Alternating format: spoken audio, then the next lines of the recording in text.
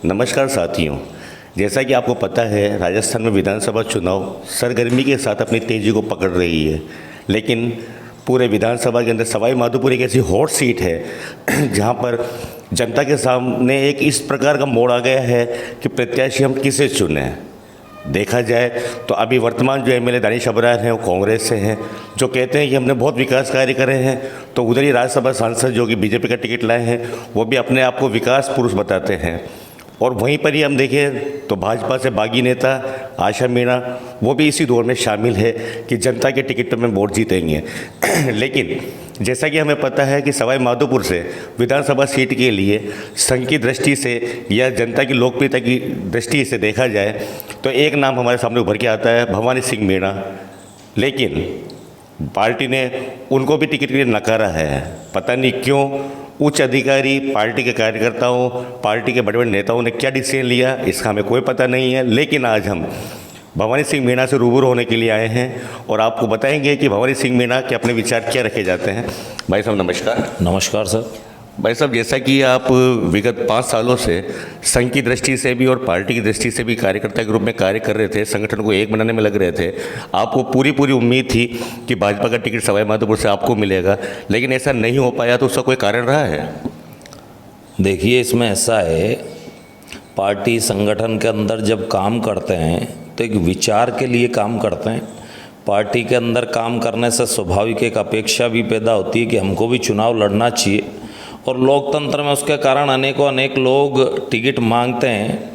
पर कहीं ना कहीं हमको ये समझना चाहिए कि जिस विचारधारा को लेकर और जिस पार्टी संगठन को हम माता कहते हैं कि ये हमारी माँ है पार्टी, उसके द्वारा किए हुए निर्णय का भी हमको सम्मान करना चाहिए। मैंने भी टिकट मांगा, पार्टी ने मुझे टिकट नहीं दिया, डॉक्टर साहब को टिकट दिया, तो कहीं ना कहीं पार्टी ने विचार किया होगा, वो यहाँ के लिए ज़्यादा फिट बैठते होंगे इसलिए डॉक्टर साहब को दिया। और हम तो तन मन धन से पार्टी के इस निर्णय के साथ हैं।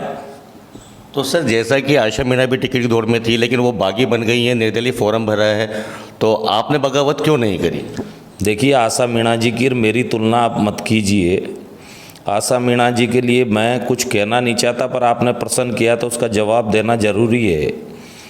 आप ये विचार करिए कि 2018 में पार्टी ने उनको टिकट दिया तो वो भी तो कांग्रेस से बीजेपी में आई थी ना जी। तो किसी न किसी कार्यकर्ता का तो टिकट उस समय भी कटा होगा। 2018 में किसी कार्यकर्ता का ही टिकट काट के पार्टी ने कांग्रेस से बीजेपी में आई आशा मीणा जी को दिया। हमने उस समय भी उनका तन मन धन से काम किया, उनका पूरा सपोर्ट किया। पार्टी विचार के साथ हैं, हम विचार वाले लोग हैं। हम केवल यहाँ पार्टी में टिकट पाने के लिए नहीं आए हैं। एक विचार जो इस देश को एक राष्ट्र श्रेष्ठ भारत, समर्थ भारत बनाने का जो विचार लेकर 1925 से संघ चला है और जनसंघ में काम किया, लोगों ने इतने त्याग किए, वो लोग भी चुनाव नहीं लड़ पाए। अगर पार्टी ने टिकट नहीं दिया तो इसका मतलब ये नहीं है कि पार्टी से बगावत की जाए।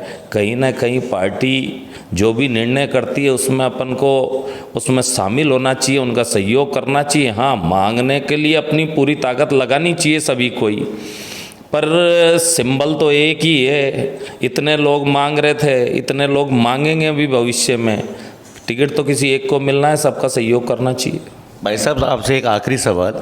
अभी वर्तमान की सवाई माधोपुर की जो परिस्थिति है, जैसा कि कहा जाता है कि त्रिकोणीय श्रृंखला है, जनरल बोर्ड डिपेंड करता है कि कौन प्रत्याशी एमएलए की सीट पर बैठेगा, तो उस बारे में आपका क्या कहना है? रिजल्ट सबके सामने होंगे और सवाई माधोपुर की जनता जनार्दन तो इस भ्रष्ट, लूट और झूठ की सरकार के खिलाफ अभी से ही नहीं, पिछले 2-2.5 साल से मन बनाकर बैठी थी कि जिस प्रकार की लूट, झूठ, अहंकार, तानाशाही जैसी प्रवृत्ति सवाई माधोपुर ने पिछले 5 साल में जो आतंक झेला है, जो सवाई माधोपुर ने पिछले 5 साल में करप्शन भ्रष्टाचार देखा है, जो पिछले 5 साल में विधायक की गुंडागिर्दी और दादागिरी देखी है, उसको देखकर पहले से ही सवाई माधोपुर की जनता मन बना चुकी थी और अब एकदम से बिल्कुल स्पष्ट मन है।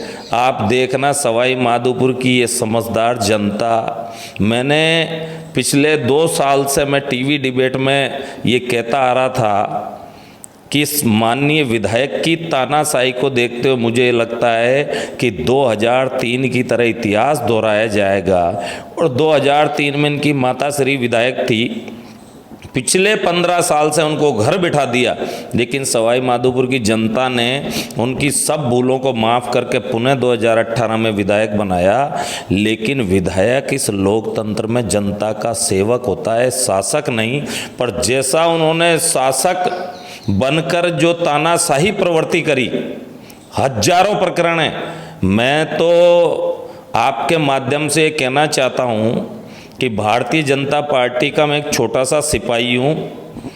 आप लाइव टीवी पर मेरे से उनका डिबेट करवा लें, ओपन उनसे डिबेट करा लें।